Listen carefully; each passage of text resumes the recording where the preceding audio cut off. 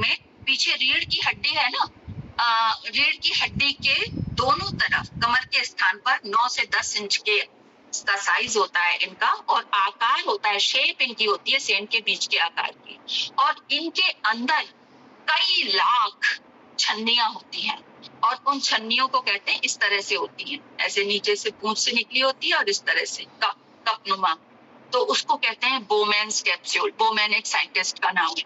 तो उस कैप्सूल में उसका फिल्ट्रेशन होता है, और फिर जो हानिकारक तत्व हैं वो निकल जाते हैं छन करके, तो वो वही हमारा यूरिन है।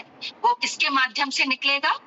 मूत्र वाहिकाओं के माध्यम से, यूरेटर्स। तो हमारे किडनी भी आ गए और यूरेटर्स आ गए।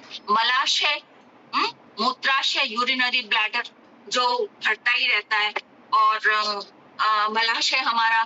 तो ये सब स्ट्रक्चर्स जो हैं, ये संरचनाएं हमारी, ये इनका सबका ठीक ढंग से कार्य करना बहुत आवश्यक है, क्योंकि अगर हम ऊपर से शरीर को संवार लें, तो बच्चा अच्छा खा के वर्जिश कसरत करके मजबूत बना लें, लेकिन अगर उत्सर्जन ना हो व्यर्थ पदार्थों का, तो उनका जहाँ सृजन आवश्यक है वहीं उनका विसर्जन भी बहुत आवश्यक है। अगर विसर्जन नहीं होगा तो सर्जन का काम, सृजन का काम भी रुक जाएगा। तो ये महत्वपूर्ण कार्य हमारे अपान नामक प्राण करते हैं, इसीलिए दूसरे स्थान पर अपान नामक प्राण को स्थान दिया गया है। फिर उसके बाद आता है तीसरा उदान।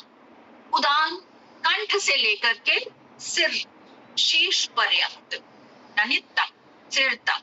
तो कंठ से लेकर, कंठ से ऊपर हो गया, ऊपर, इसलिए इसका नाम है उदान। तो इसके अंदर हमारे कपाल क्षेत्र में जितनी भी ज्ञानेंद्रियां हैं, देखने की शक्ति, सुनने की शक्ति, सूंघने की शक्ति, वागेंद्रिय और स्वादेंद्रिय, ये सब मस्तिष्क का फंक्शन, फिर यहाँ पिट्यूटरी और पिनियल ग्लैंड है, उन सब का फंक्शन भी, ये सब फंक्शंस ठीक ढंग से होते रहे, इसके लिए जो महत्वपूर्ण प्राण है वो है उदान नामक प्राण।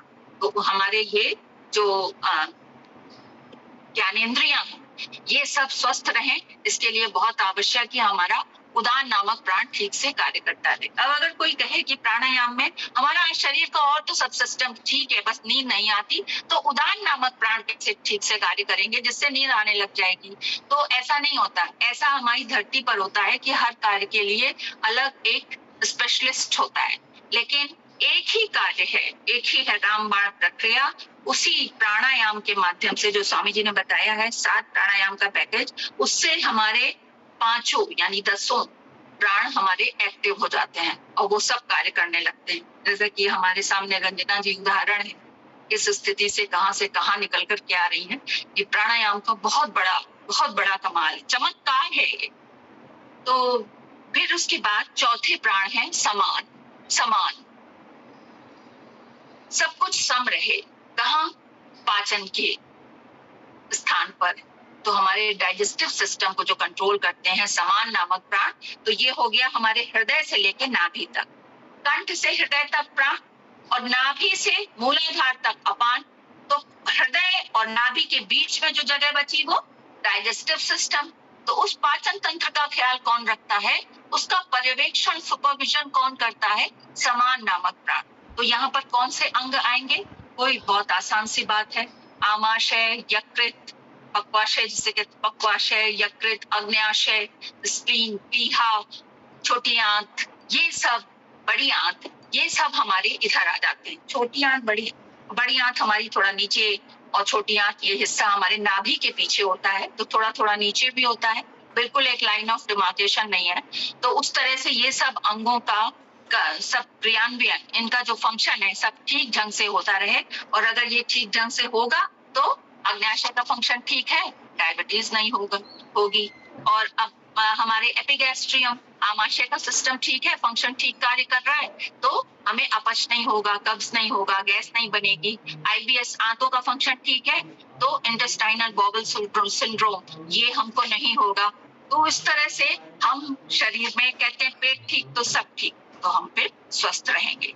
ये 4 प्राण हो गए। 5वां है व्यान। व्यान नामक प्राण, जैसे बात हो रही थी वायु को इसलिए वायु कहा गया है क्योंकि ये सब स्थान पर गमन कर सकता है, और व्यापक इसीलिए कहते हैं, व्यापक जो है व्या शब्द से व्या प्रीफिक्स लगा हुआ है कि चारों तरफ फैला हुआ व्यापक, इसीलिए विष्णु नारायण का नाम विष्णु है क्योंकि वो व्यापक है, सर्वत्र विद्यमान है। तो उसी तरह से व्यान नामक प्राण में भी व्या प्रीफिक्स लगा हुआ है, मतलब पूर्व लग्न व्या है। तो व्यान प्राण क्या करते हैं, हमारे पूरे शरीर को, जैसे संस्था का प्रमुख होता है ना, वो सबको देखता है।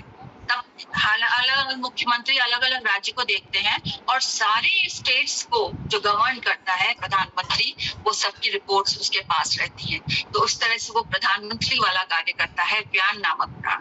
व्यान हमारे शरीर में सारे अंग जितने भी हैं, सारी मांसपेशियां और सारे तंतु, तंतु क्या, जो मांसपेशियां हड्डियों से जुड़ी हुई हैं, अलग नहीं हो सकती है। कैसा इतनी कठिन टेक्नोलॉजी है, इसीलिए तो ये नैनो टेक्नोलॉजी से रिलेटेड है कि कहीं से भी हम मसल को ऐसे नहीं उठा के अलग कर सकते हैं, वो बारीक धागे जैसी संरचनाओं से जुड़ी हुई है। तो वो सारे तंतु और संधियां, हमारे शरीर में कितनी संधियां होती हैं, 360, और कितनी हड्डियां होती हैं, 206। तो सारे जॉइंट, सारी संधियां और जितनी भी नाड़ियां हैं, नाड़ियों में आ जाती हैं धमनियां, शिराएं और नस नाड़ी सब। तो उन सब की क्रियाशीलता, ऊर्जा और शक्ति यही व्यान नामक प्राण उनको प्रदान करता है। तो व्यान का कितना इम्पोर्टेंट काम है। तो हमें ऐसा लगता है कि जब ये हड्डियों और इनको देखता है तो फिर ये आर्थराइटिस है, गठिया रोग है, जोड़ों में दर्द है, वो कौन देखेगा, वो व्यान नामक प्राण तो देखेगा। और व्यान नामक प्राण उन 5 प्राणों में से ही तो मुख्य प्राण है। तो सारे प्राण कैसे स्वस्थ होंगे, जब प्राण हमारे ठीक कार्य करेंगे तो हमारा शरीर स्वस्थ होगा, कहीं जोड़ों में दर्द नहीं होगा। तो हमें अपना प्राणायाम बढ़ा देना चाहिए। एक यहाँ पर रहती है, तो वो सर्दियों के दिनों में गिर गई थी, तो उनकी डिस्क स्लिप हो गया था। उस डिस्क की वजह से योग अच्छा करती हैं, लेकिन वो कर नहीं पा रही थी।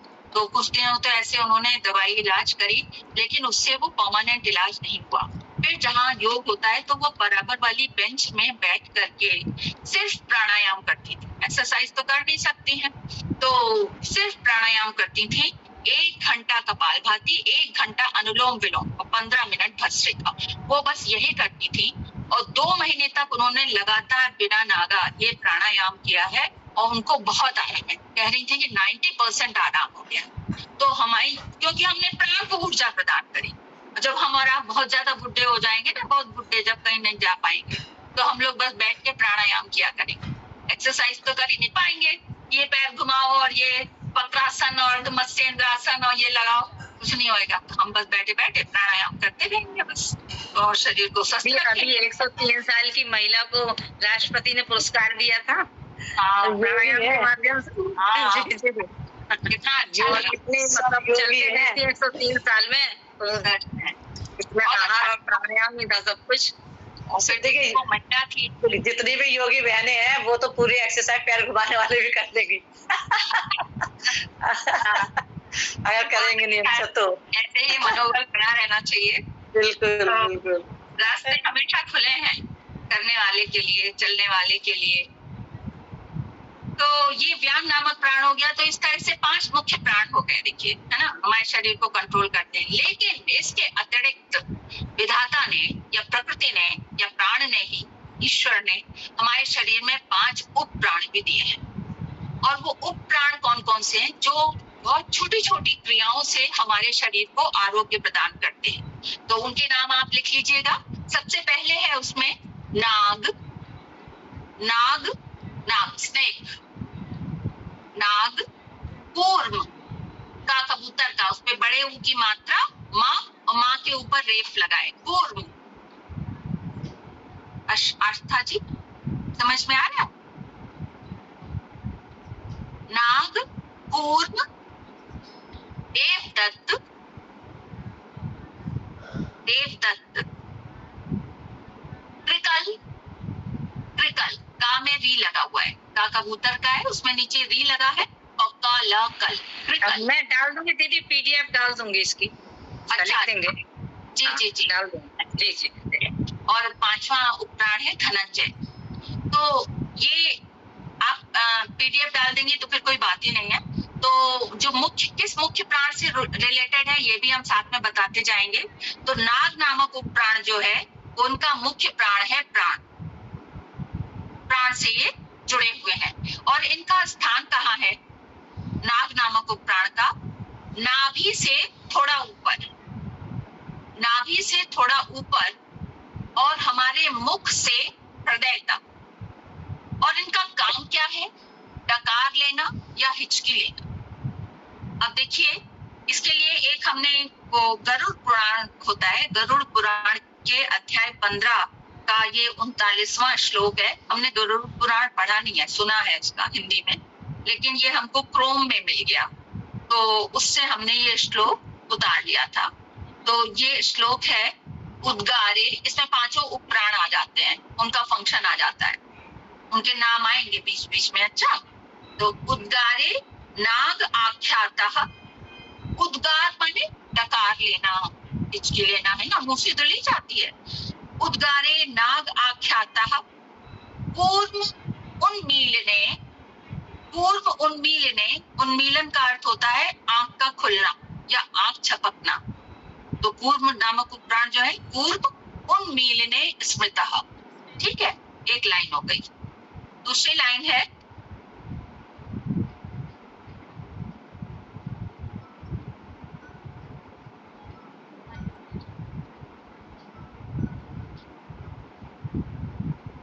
सरोज जी स्क्रीन शेयर मत करिए, इसको ठीक कर लीजिए। सरोज ने स्क्रीन शेयर कर रखी है। आप सुनना करो, फोन मत छुआ करो जब तक आप ये होता है। तो दूसरी लाइन है त्रिकलः क्षुत करो ज्ञेयो। त्रिकल, त्रिकल नामक उपप्राण है, क्षुत्कर माने प्यास। त्रिकलः क्षुत करो ज्ञेयो देवदत्तो विजृंभणे, विजृंभणे यानी जम्हाई लेना। देवदत्त का कार्य है जम्हाई लेना। न जहाति मृतम का अपि सर्वव्यापी धनंजयः। अब इसका अर्थ देखिए, नाग नामक उपप्राण जो है वो डकार लेना, हिचकी लेना इसके माध्यम से हमारे मुख से हृदय तक है। और प्राण मुख्य प्राण जो है वो प्राण नामक मुख्य प्राण है, उससे जुड़े हुए हैं और इसका तत्व है वायु। इसमें आपको बहुत परेशान नहीं होना है, जब आपके पास पीडीएफ आ जाएगा तो उसमें क्लियर दिखाई देगा। अभी आप बिल्कुल सांकेतिक रूप से इसको समझ लीजिए। तो फिर दूसरा उपप्राण है कूर्म और इसका मुख्य प्राण है अपान। और कूर्म का स्थान है आंख की पलकों में, कार्य है इसका पलक झपकना। पूर्व उन्मीलने स्मृतः। तीसरा उपप्राण है देवदत्त, इसका मुख्य प्राण है उदान। और देवदत्त नामक उपप्राण का कार्य है जम्हाई लेना। तो फिर ये कहाँ पर होते हैं? हमारी श्वास नली के ऊपरी किनारे। ये जो नासिका का आगे का भाग है ये कार्टिलेज होता है, तो इसके पीछे बिल्कुल जो श्वास नली का ऊपरी किनारा है वहां पर ये देवदत्त नामक उपप्राण होते हैं। इनका कार्य है जम्हाई लेना। और जम्हाई कब आती है? जब शरीर में ऑक्सीजन की कमी हो जाती है। ऑक्सीजन की कमी हो जाने पर हम बड़ी सा मुंह खोल करके बड़ा सा हम जम्हाई लेते हैं कि ज्यादा से ज्यादा वायु शरीर के अंदर जा सके। फिर है त्रिकल, त्रिकल नामक उपप्राण। ये कौन से मुख्य प्राण से जुड़े हैं? समान नामक मुख्य प्राण से। और इनका कार्य है भूख प्यास लग रही है ये बताना। भूख प्यास लग रही है, अभी हमारी माता जी आई हुई है तो वो बता रही थी उनको बहुत जोर से भूख लगी है, तो उनके भी एक त्रिकल नामक उपप्राण देखिए, उन्होंने बता दिया कि भूख लगी है अब तुम कुछ खाओ। तो भूख प्यास लगना बताते हैं। और स्थान कहाँ है? हमारे कंठ से लेके कपाल तक। तभी तो ये ज्ञानेंद्रिय एक्टिव हो जाती है। अभी कुछ बढ़िया चीज आए, सोन पापड़ी का डिब्बा खुला, पूरा पूरा पूरा नाक को पता चल जाता है अरे मिठाई आई कमरे में, है ना। आम किसी ने खाया, आम कटा है क्या, तुरंत। तो ये सारी हमारी इंद्रियां, तो कंठ से लेके कपाल तक इनका स्थान है। और इनका तत्व कौन सा है? अग्नि, अग्नि तत्व है त्रिकल नामक प्राण का। जो अग्नि का अर्थ तेज भी होता है, कहते हैं ना तेजोमय, तेजोमय हो जाना, वनस्पतियां तेजोमय हो जाती हैं वर्षा ऋतु पर प्राण के प्रभाव से। तो तेज यानी ऊर्जा, तो ये सब भूख एक अग्नि कहलाती है ना, शरीर में 13 तरह की अग्नियां हैं। फिर 5वां उपप्राण है धनंजय।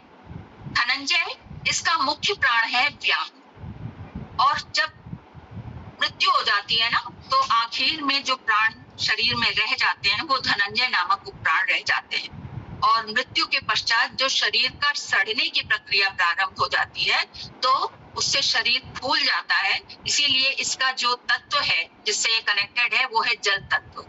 तो शरीर फूल जाता है और सारे शरीर में ये व्याप्त होते हैं। तो मृत्यु के पश्चात शरीर का फूल जाना वो इनका उत्तरदायित्व है। और न जहाति मृतम का अपि सर्वव्यापी धनंजय। धनंजय नामक उपप्राण शरीर में आखिर में रह जाते हैं। आपको मालूम है कि जब किसी का दाह संस्कार किया जाता है तो यहाँ पर प्रहार करता है लड़का, या जो भी दाह संस्कार की क्रिया संपन्न कर रहा है यहाँ प्रहार करता है कि जिससे ये कपाल फूटेगा तो अगर प्राण रह गए हैं शरीर में तो वो यहाँ से मुक्त हो जाएंगे। और यहीं पर नीचे हमारा चित्त होता है। चित्त अंगूठे के बराबर, चित्त जो अंगुष्ठ मात्र पुरुष की व्याख्या की गई है वो यहीं पर स्थित होता है। और यहीं पर उस चित्त में हमारे संस्कार सन्निहित होते हैं। जब हमारा आत्मा उस चित्त से जुड़ जाता है तब वो जीवात्मा कहलाता है। और ये आत्मा संस्कार लेकर के जो अनुभव है इस जन्म के वो लेकर के दूसरे शरीर में प्रवेश करता है। तभी कहते हैं कि वो पूर्व जन्म के इसके कुछ संस्कार हैं, ऐसे ऐसे कहा जाता है ना, तो वो संस्कार लेकर के जाता है।